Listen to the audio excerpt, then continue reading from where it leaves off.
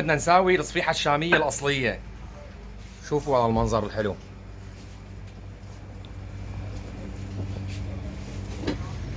خليكم معنا والحقونا. اليوم بدنا نعمل صفيحة ببندورة مع دبس رمان.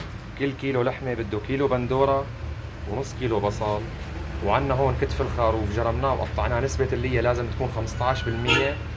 وعلى الفرن نفرم اللحمة، ننزل هلا بالبندورة فرن، نفرم البصلة.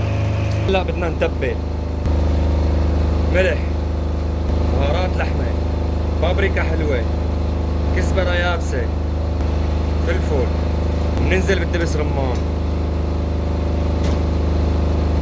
هلا بندعك، ريحة بتجنن. على الفرن، وهلا طلعوا من الفرن ان شاء الله عوافي.